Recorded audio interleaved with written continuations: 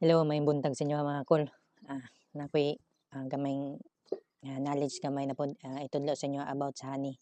Unsa nang ah, raw honey kanang unfiltered honey gani o unsa po nang dili raw honey. Nganong ang uban gabaligya raw honey, ang uban pod gabaligya og kanang kuan kanang filtered honey na gani, unfiltered na. Ako nang itudlo sa inyo nganong uban ingana unsa explanation. Nga tanaw.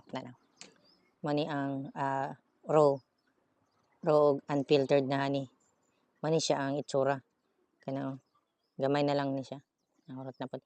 Na siya'y kanang mga kuan pa kanang unsay tawag kanay kanang mga wax comb. So baga unfiltered wala ni siya gisala. Siya gisala unya raw gini siya. Nya kaning isa ko ipakita kuan ni kana kana nasala na siya, filter na siya.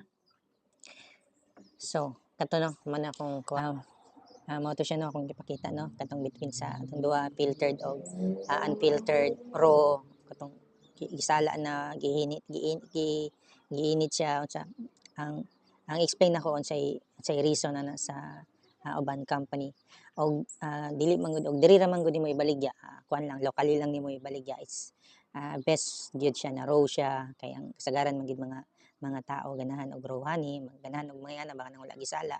Ang good enzymes na pa didto napay wala siya kuan ba. So ang mga benefits na makuha nimo naa pa siya didto. So good kay siya no. Tapos katong isa pod na unfiltered ay filtered na. So ang kuan ato ang honey adto wala na kanang dili na gud nagapoy na pagapon tong mga good enzymes pero more na wadawad gid siya kay simple gisala naman pod no. And the reason na nganong ginabuhat ana pod siya sa mga big commercial beekeeping labi na katong naga-export gani naga-export ang ilang honey dili lang locally dili lang diri sa Australia, ginakuha nila sa US, ginakuha nila sa China, the reason na filtered nila, ginaheated nila kay para dili siya mapanos kanang dili siya mag-ferment ba. Kuan mo na siya kanang istoryahan ta mo unsay kuan. Kanang man ma-ferment kanang mapanos siya kay tungod man pag-harvest gani, pag-harvest nakabalo naman gid ta na ang honey gikan sa nectar sa mga bulak. Pag dili man gud na siya cup, it means ana siya na dili pa siya ang kuan pa siya ba nectar pa siya di pa siya honey.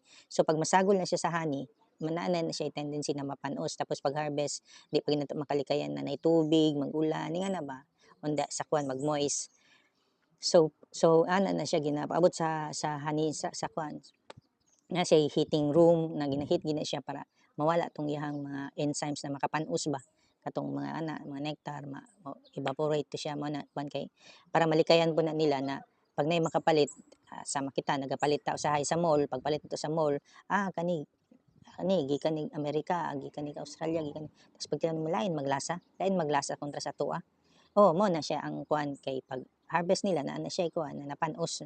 Dili gud siya ingon na makakuan pero mahibaw-an gini mo siya kay na siya smelly tapos maslom na gamay. Ang kanang makuan ma-ferment siya. Mo na siya ang kuan. Sa sunod akong kuan itudlo unsaon pagbuhat og mead kay katong napog ko sa US sa una ako ang boss nagabuhat og mead. Unsay mead kanang ginainom gani siya kanang kuan siya para siya kanang makahubog gyud siya, ay di gud makahubog nagainom man mi ato wala man mingon na totally nahubog gyud pero wine siya sa panahon sa mga Vikings daw sa una panahon sa mga karaang tao na mao na siya ug sa kuan pa mga monk ba mao na ilang ginainom kanang mead. So kato no kato I hope na mo'y gamayng knowledge about sa honey nganong kung mopalit mo basta locally lang wa po gitong unfiltered katong raw kay na gid ang good enzymes adto. Pero kung mopalit mo og imported pod katong kuan katong filtered katong limpyo kay siyempre kabalo ka na dili ni siya wa ni siya nadaot. Pero kasagaran man gid labi nag mga imported kuan gid na siya filtered na gid na siya. Kay siyempre layo kayo na makuan lang madaot lang. So kato no salamat kayo sa pagtan-aw taas-taas na pud akong naistorya. Salamat kayo sa pagsuporta. Salamat. Happy beekeeping.